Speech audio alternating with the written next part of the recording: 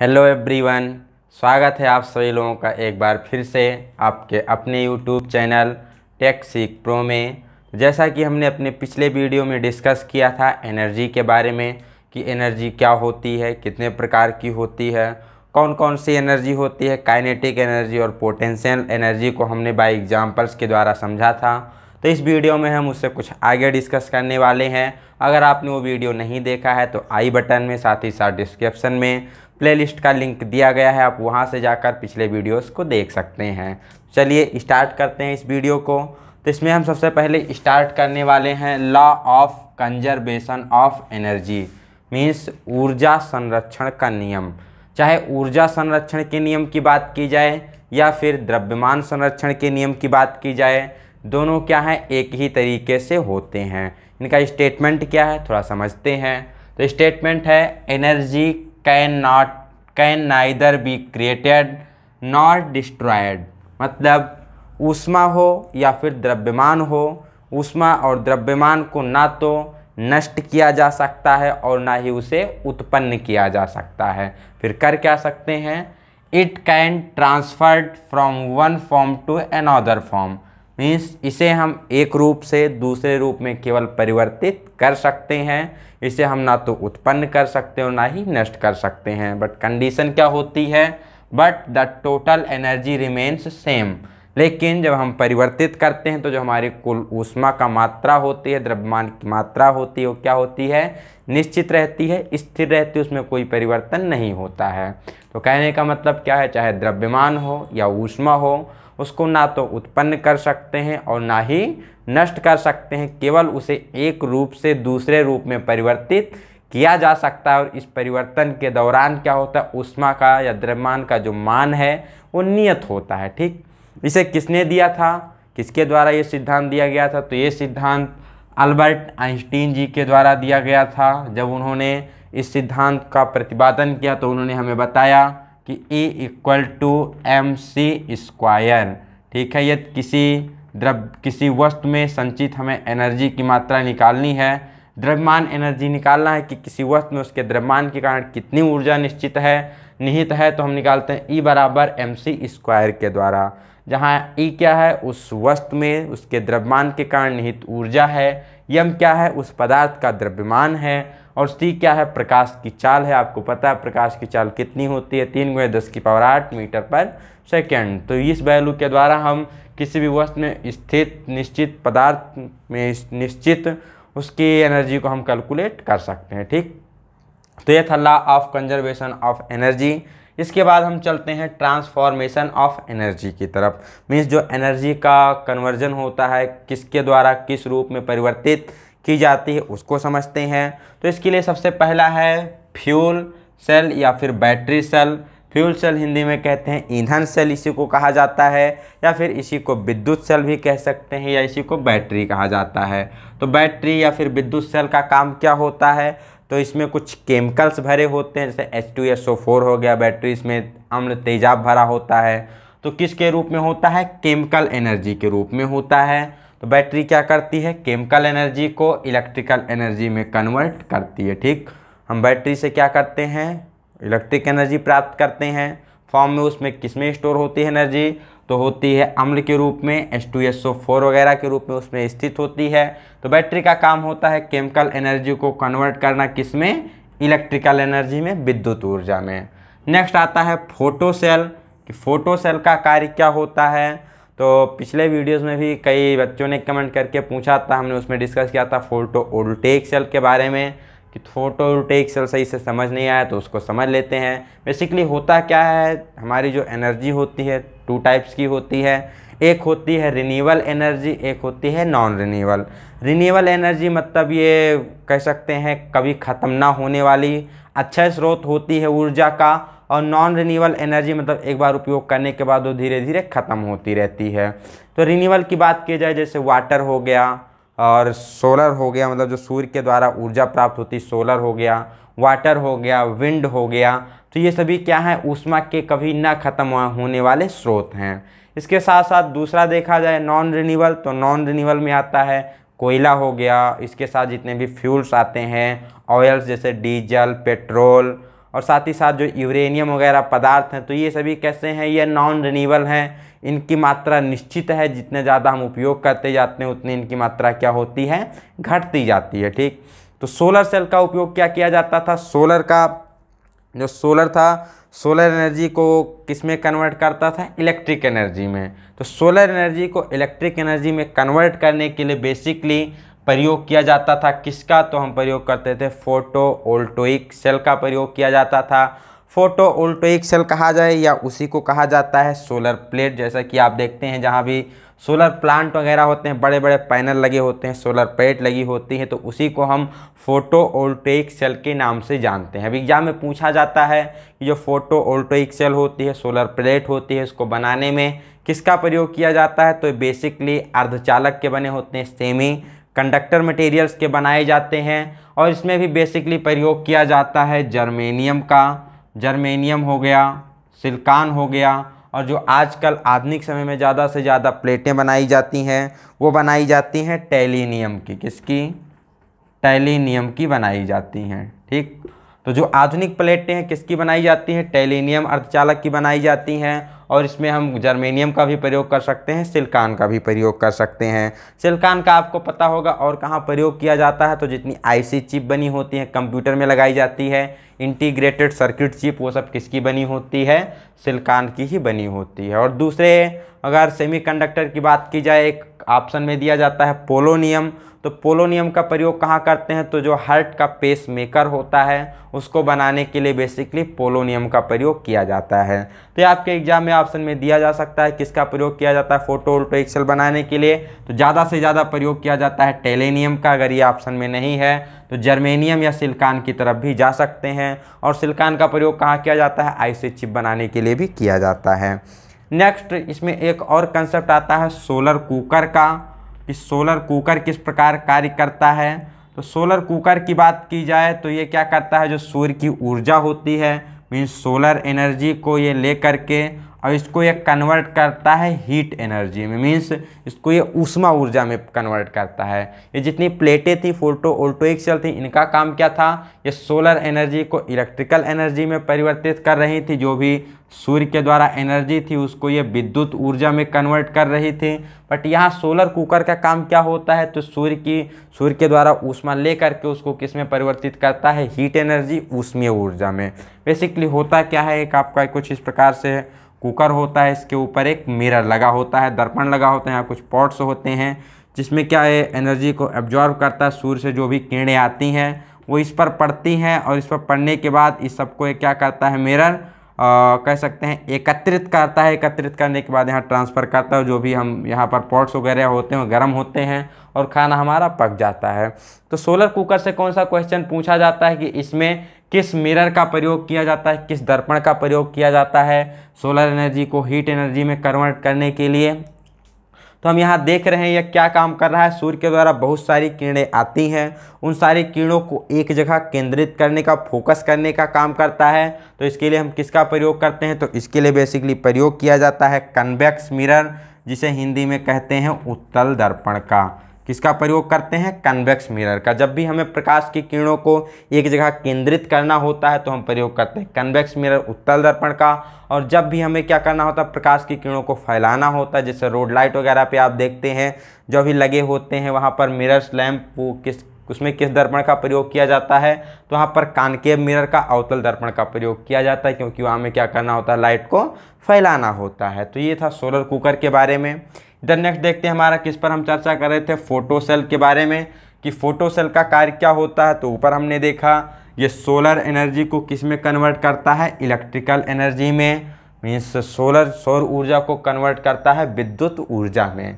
Next आता है microphone. Microphone जो हम लोग कान में लगाकर यूज करते हैं, वो क्या करता है, वो बेसिकली साउंड ऊर्जा को, ध्वनि की जो ऊर्जा होती है उसको विद्युत ऊर्जा में रूपांतरित करने का कार्य करता है। नेक्स्ट होता है स्पीकर, जिसमें हम क्या करते हैं, बोलते हैं। तो हम बोलते हैं तो क्या करता है, इलेक्ट्रिकल सिग्नल को लेकर के, चाहे स्पीकर कहा जाए या फिर लाउड स्पीकर कहा जाए, ठीक। तो ये बड़े बड़े साउंड वगैरह आप लोग देखते हैं डीजे वगैरह में प्रयोग करते हैं, जिसमें आप बूफर वगैरह गाना सुनते हैं, तो सब क्या एक प्रकार का स्पीकर, लाउड स्पीकर होता है, उसमें इलेक्ट्रिक सिग्नल मिलता है। उस इलेक्ट्रिक सिग्नल को क्या करता है, साउंड एनर्जी, ध्वनि ऊर्जा में परिवर्तित करने का कार्य करता है, ठीक। और जो हम लोग ये प्रयोग कर रहे हैं ये क्या है, हमारा माइक्रोफोन है। जैसे कि हम वीडियो रिकॉर्डिंग करते समय प्रयोग करते हैं तो क्या है, माइक्रोफोन है, इसमें साउंड बोल रहे हैं, एनर्जी दे रहे हैं, साउंड ऊर्जा, ये किस में परिवर्तित कर रहा है, इलेक्ट्रिकल एनर्जी में परिवर्तित करता है।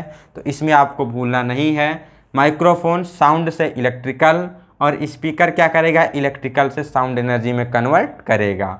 नेक्स्ट देखते हैं इलेक्ट्रिक बल्ब का कार्य क्या होता है। तो इलेक्ट्रिक बल्ब हमें पता है किससे संचालित होते हैं, तो इलेक्ट्रिक एनर्जी से चालित होते हैं। इनका काम होता है इलेक्ट्रिक एनर्जी को हीट एनर्जी और उसके साथ साथ लाइट एनर्जी में कन्वर्ट करना। जब भी बल्ब जलता है तो उससे प्रकाश निकलता है, तो हो गया लाइट एनर्जी, और उस प्रकाश के साथ साथ अगर आप उसको क्या करें, उसके पास हाथ ले जाएं, देखें, तो उसमें क्या होती है, हीट एनर्जी भी कुछ ना कुछ निकलती रहती है। इसका अनुभव जब हम कब करते हैं, ठंडी के दिनों में, जब हम कभी बंद कमरे में लाइट जलाकर सोते हैं तो हमें क्या होता है, कमरा गर्म महसूस होता है। तो इससे स्पष्ट होता है कि बल्ब से कौन सी एनर्जी निकलती है, लाइट एनर्जी के साथ साथ हीट एनर्जी भी निकलती है। नेक्स्ट है इसमें टरबाइन, चाहे टरबाइन की बात की जाए या डायनमो की बात की जाए या फिर जनरेटर की बात की जाए, तो ये सभी क्या करते हैं, इनका काम होता है मैकेनिकल एनर्जी, जो यांत्रिक ऊर्जा जिसे हिंदी में कहते हैं, इस यांत्रिक ऊर्जा को ये कन्वर्ट करते हैं विद्युत ऊर्जा में, इलेक्ट्रिकल एनर्जी में। नेक्स्ट मोटर या फिर इलेक्ट्रिक मोटर कहा जाए, इन दोनों में थोड़ा थोड़ा डिफरेंस होता है। जो जनरेटर होता है या डायनमो, इसका काम होता है मैकेनिकल को इलेक्ट्रिकल में, मतलब यांत्रिक को विद्युत में बदलना। और जो नेक्स्ट होता है मोटर या फिर इलेक्ट्रिक मोटर, इसका काम होता है इलेक्ट्रिक एनर्जी को, जो विद्युत की ऊर्जा है, उसको यांत्रिक ऊर्जा मैकेनिकल एनर्जी में ट्रांसफ़र करना। नेक्स्ट आता है जियो या फिर ओशियन थर्मल एनर्जी। जियो थर्मल एनर्जी या फिर ओशियन थर्मल एनर्जी का कार्य क्या होता है, ओशियन में जो भी वहाँ से हीट निकलती है, उस हीट को एब्जॉर्ब करके या क्या करते हैं, उसको इलेक्ट्रिकल एनर्जी में कन्वर्ट करते हैं। तो ये आपको ध्यान रखना है। आजकल के जो मॉडरेट लेवल के एग्जामिनेशन होते हैं उसमें यही सारे पूछे जाते हैं, जियो ओशियन थर्मल एनर्जी या फिर पीजो इलेक्ट्रिक्स एनर्जी के बारे में पूछा जाता है। तो जियो थर्मल एनर्जी का कार्य क्या होता है, उसमें ऊर्जा को विद्युत ऊर्जा में बदलना। और नेक्स्ट जो है पीजो इलेक्ट्रिक इफेक्ट, थोड़ा इसे देख लेते हैं कि पीजो इलेक्ट्रिक इफेक्ट क्या होता है। सपोज दैट आपके पास कोई एक फेरोमैग्नेटिक पदार्थ है, ठीक। फेरोमैग्नेटिक पदार्थ पे हम क्या कर रहे हैं, ऊपर से प्रेशर अप्लाई कर रहे हैं, फोर्स दे रहे हैं। तो कुछ समय बाद क्या होता है, इसकी लंबाई में कुछ परिवर्तन होता है। तो जब इसकी लंबाई में परिवर्तन होता है, इसके आकार में परिवर्तन होता है, तो इसमें क्या जनरेट होती है, स्ट्रेन जनरेट होती है, इसमें विकृति जनरेट होती है। तो इस स्ट्रेन के जनरेट होते समय जब इसकी लंबाई में परिवर्तन हो रहा होता है, तो उस समय एक विशेष प्रकार की ऊर्जा निकलती है, जिसको हम क्या करते हैं, पीजो इलेक्ट्रिक इफेक्ट के द्वारा उस स्ट्रेन एनर्जी को बदल लिया जाता है इलेक्ट्रिकल एनर्जी में, विद्युत ऊर्जा में। तो ये कई बार एग्जाम में पूछा गया है कि पीजो इलेक्ट्रिक एनर्जी क्या करती है, पीजो इलेक्ट्रिक इफेक्ट क्या होता है। तो ये स्ट्रेन एनर्जी को कन्वर्ट करता है इलेक्ट्रिक एनर्जी में। तो ये बेसिकली थे किसके बारे में, एनर्जी ट्रांसफॉर्मेशन के बारे में, कि किस यंत्र का प्रयोग किस ऊर्जा को किस में ट्रांसफ़र करने के लिए किया जाता है। इससे हर एक एग्ज़ाम में आपके 1 से 2 प्रश्न ज़रूर पूछे जाते हैं, चाहे वो कोई टेक्निकल का एग्जामिनेशन हो या फिर नॉन टेक्निकल का एग्जामिनेशन हो, सभी एग्जामिनेशन में इससे आपके 1 से 2 क्वेश्चन पूछे जाते हैं। तो इसे आप नोट डाउन कर लीजिएगा। और यदि कोई दिक्कत होती है, कोई चीज़ आपको समझ में नहीं आती है, तो आप कमेंट बॉक्स में पूछ सकते हैं या फिर डिस्क्रिप्शन में टेलीग्राम का लिंक दिया गया है, वहाँ से ज्वाइन करके आप ग्रुप में वहाँ मैसेज करके पूछ सकते हैं। वहाँ पर आपको क्लास के साथ साथ में PDF भी प्रोवाइड करवाई जाती है। तो नेक्स्ट इसके बाद हम डिस्कस करने वाले हैं रिलेशन बिटवीन संवेग एंड गतिज ऊर्जा, ठीक। संवेग मीन्स मोमेंटम, और उसके साथ साथ गतिज ऊर्जा काइनेटिक एनर्जी में क्या संबंध है। तो relation between kinetic energy and momentum.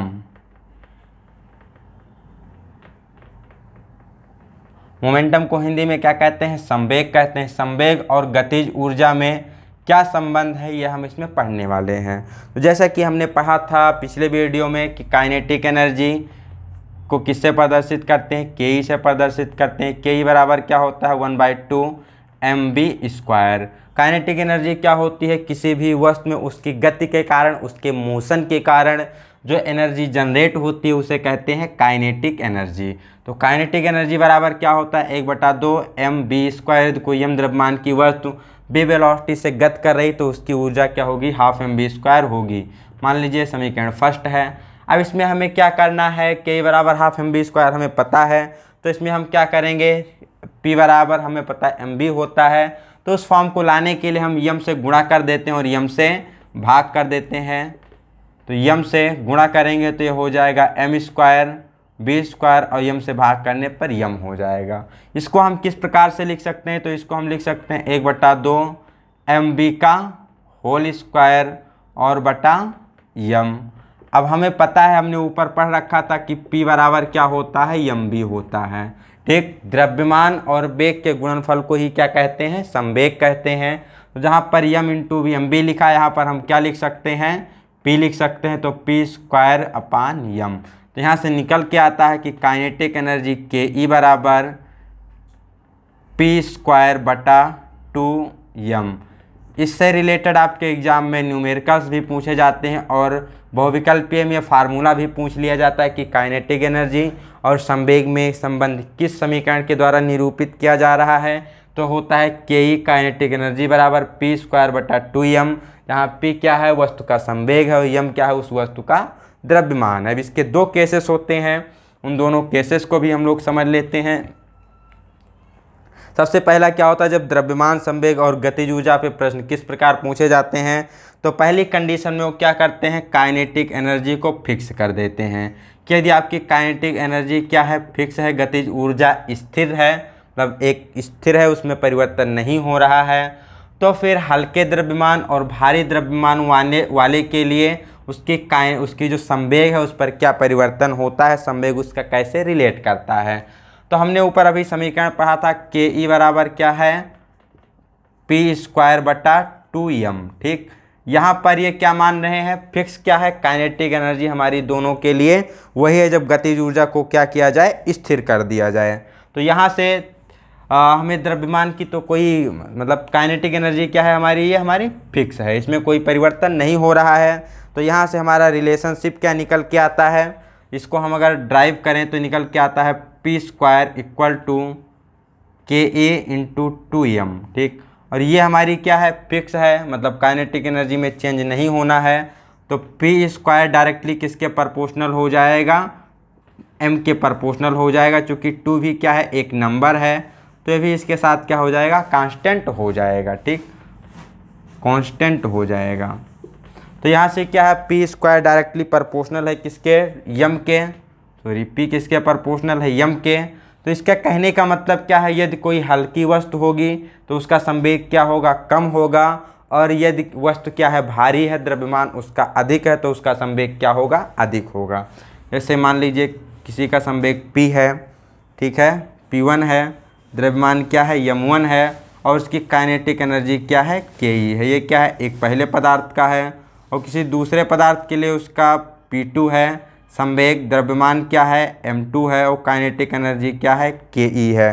तो यहाँ से क्या निकल के आता है, यहाँ से हमें एक कंसेप्ट निकल के आता है कि जिसका द्रव्यमान ज़्यादा होगा उसका संवेग भी ज़्यादा होगा, और जिसका द्रव्यमान कम होगा उसका संवेग भी कम होगा। कब, यदि हमारी काइनेटिक एनर्जी क्या है, फिक्स है, गतिज ऊर्जा का मान निश्चित है, तो जो हल्की वस्तु होगी उसका संवेग कम होगा, और जो भारी वस्तु होगी उसका संवेग क्या होगा, अधिक होगा।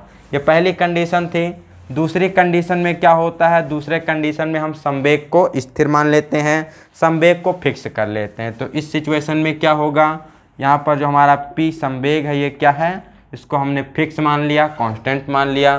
तो यहाँ से हम अगर रिलेशनशिप ड्राइव करें तो क्या होता है, k बराबर p²/2m। ठीक, तो यहाँ पर p हमारा क्या है, ये स्थिर है, और ये 2 भी इसी के साथ साथ क्या हो जाएगा, कांस्टेंट हो जाएगा। तो ये इतने पद हमारे फिक्स होगा, ये परिवर्तित नहीं होने हैं। तो यहाँ से क्या निकल के आया, k = 1/m। ठीक, अब जो काइनेटिक एनर्जी है, गतिज ऊर्जा है, वो क्या है, इन्वर्सली प्रोपोर्शनल है किसके, द्रव्यमान के। मीन्स जो वस्तु क्या होगी, लाइट वेट होगी, हल्की होगी, उसकी काइनेटिक एनर्जी क्या होगी, ज़्यादा होगी, मोर होगी उसकी काइनेटिक एनर्जी।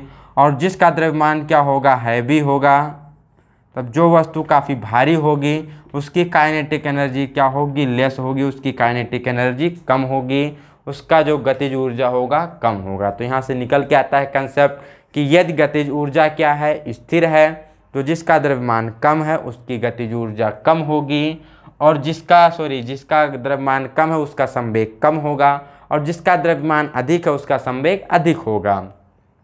और यदि संवेग फिक्स है तो जिसका द्रव्यमान कम होगा उसका क्या होगा, काइनेटिक एनर्जी ज़्यादा होगा, और जिसका द्रव्यमान ज़्यादा होगा उसका काइनेटिक एनर्जी क्या होगा, कम होगा।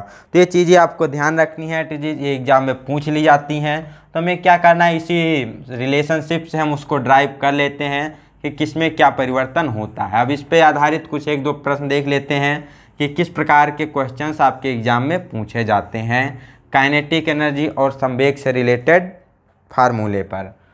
तो पहला क्वेश्चन हमारे पास दिया गया है कि यदि किसी वस्तु का संवेग 20% बढ़ा दिया जाए तो उसकी गतिज ऊर्जा में कितने प्रतिशत का परिवर्तन होगा। हमें क्या दिया गया है, यदि किसी वस्तु की काइनेटिक एनर्जी को संवेग को हम 20% बढ़ा देते हैं। हमने अभी फार्मूला क्या पढ़ा था, हमने के बराबर पढ़ा था P²/2m। यहाँ किसके बीच में रिलेशनशिप हमें निकालना है, P² और के के बीच में रिलेशनशिप निकालना है। तो इसका मतलब जो ये 1/2m है ये क्या है, कांस्टेंट है। ठीक, तो यहाँ से हम निकाल सकते हैं कि जो के है ये किसके प्रोपोर्शनल है, P² के प्रोपोर्शनल है। चूँकि द्रव्यमान की बात नहीं की गई है, उसने केवल कहा है कि संवेग को 20% बढ़ा दिया जाए तो गतिज ऊर्जा में कितने परिवर्तन होगा। तो हमें गतिज ऊर्जा और संवेग के बीच रिलेशनशिप होता है कि गतिज ऊर्जा डायरेक्टली प्रोपोर्शनल होती है किसके, संवेग के। अब पहली कंडीशन में हमने मान लिया कि जो इनिशियल था, इनिशियल में क्या था, उसका संवेग हम मान लेते हैं कितना है, 100 है। किस यहाँ पर स्क्वायर है तो अगर हम 100 मानेंगे तो ईजिली से सॉल्व कर सकते हैं। तो यहाँ से के क्या निकल के आता है, जो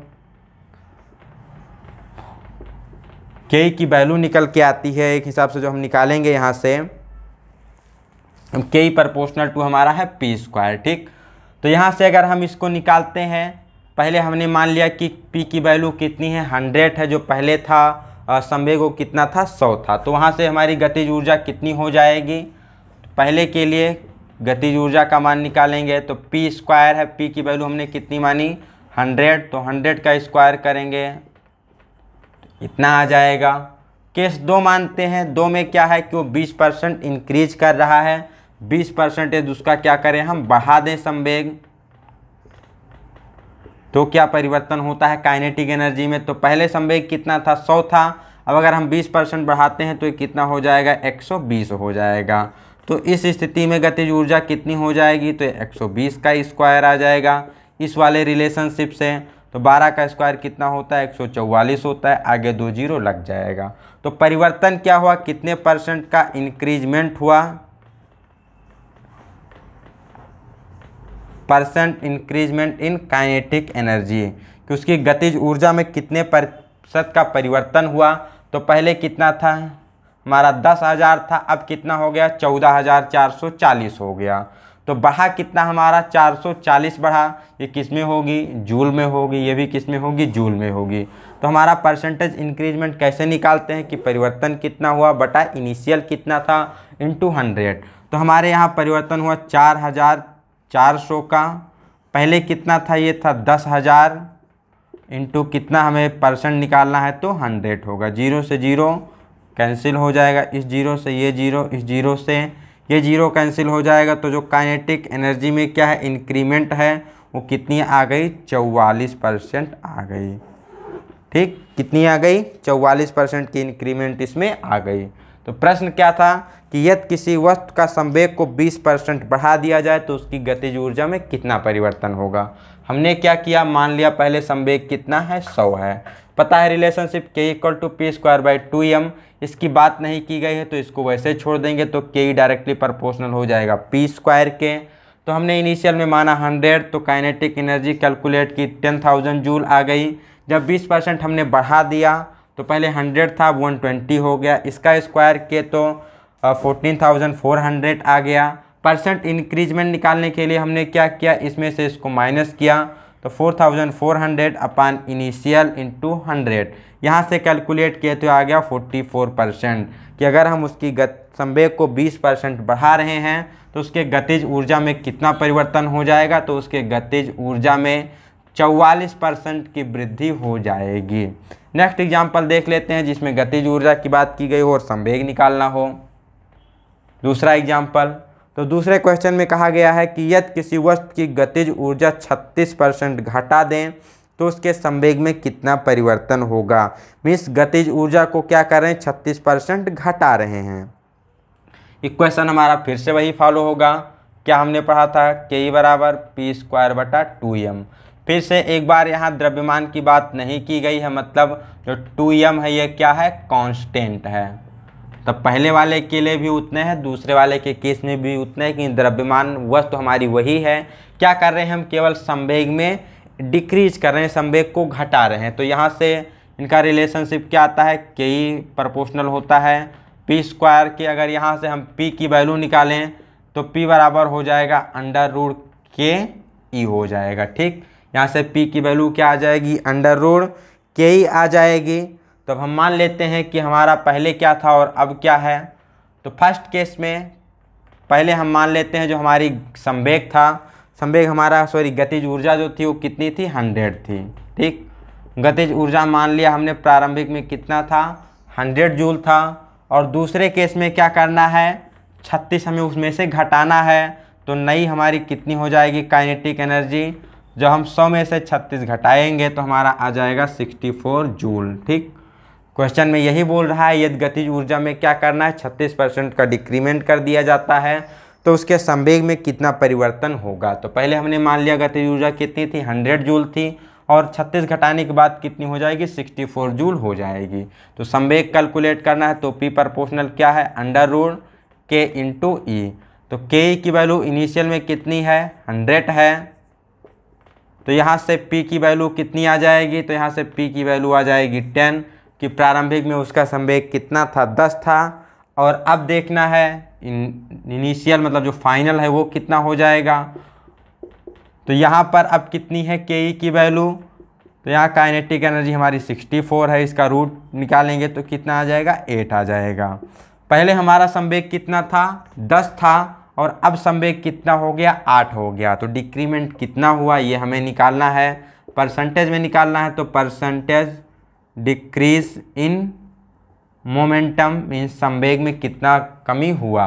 तो पहले था 10, अब हो गया 8, मतलब कमी कितनी की हो गई, 2 की कमी हो गई। इनिशियल कितना है, 10 है, परसेंटेज निकालने के लिए 100 से मल्टीप्लाई करेंगे तो इससे कैंसिल करेंगे, 10 आ जाएगा, 2 × 10 आ जाएगा 20%। मीन्स यदि हम काइनेटिक एनर्जी में 36% की कमी कर रहे हैं, 36% उसको घटा रहे हैं, तो जो उसका संवेग होगा उसमें कितना मतलब डिक्रीमेंट हो जाएगा, तो 20% का डिक्रीमेंट हो जाएगा। पहले वाले केस में क्या था, पहले हमने क्या किया था, संवेग को 20% बढ़ा रहे थे तो उसकी गतिज ऊर्जा में कितने परसेंट की वृद्धि हो रही थी, तो 44% की वृद्धि हो रही थी। दूसरे एग्जाम्पल में हमने क्या देखा, उसकी गतिज ऊर्जा को 36% घटा दिया। तो जब हम गतिज ऊर्जा को 36% घटाते हैं तो उसके संवेग में 20% की कमी होती है। तो इस वीडियो में हमने जाना क्या क्या, सबसे पहले हमने डिस्कस किया law of conservation of mass and energy की कोई भी ऊष्मा है या द्रव्यमान है उसको हम ना तो उत्पन्न कर सकते हैं ना नष्ट करते हैं, केवल एक फॉर्म से दूसरे फॉर्म में चेंज कर सकते हैं। किसके द्वारा, आइंस्टीन के द्वारा दिया गया था। इसके बाद हमने डिस्कस किया ट्रांसफॉर्मेशन ऑफ एनर्जी के बारे में कि किस रूप से किस रूप में परिवर्तित करने के लिए किस इंस्ट्रूमेंट का प्रयोग किया जाता है। नेक्स्ट हमने जाना कि relationship between kinetic energy and momentum, संवेग और गतिज ऊर्जा में क्या संबंध होता है, तो संबंध होता है Ke = P²/2m। इस पर हमने न्यूमेरिकल्स देखे और 2 सिचुएशन देखी कि अगर किसी वस्तु की गतिज ऊर्जा को क्या करें, हम फिक्स कर दें, तो गतिज ऊर्जा को फिक्स करने के बाद जिसका द्रव्यमान अधिक होगा उसका संवेग अधिक होगा, और जिसका द्रव्यमान कम होगा उसका संवेग भी क्या होगा, कम होगा।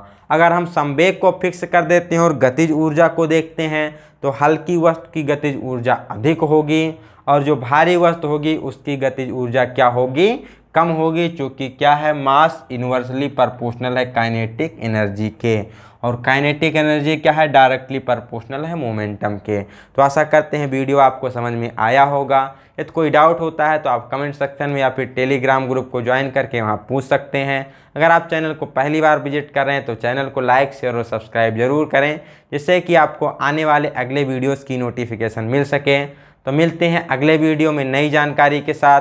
तब तक के लिए आप बने रहिए हमारे साथ। तब तक के लिए बेस्ट डे।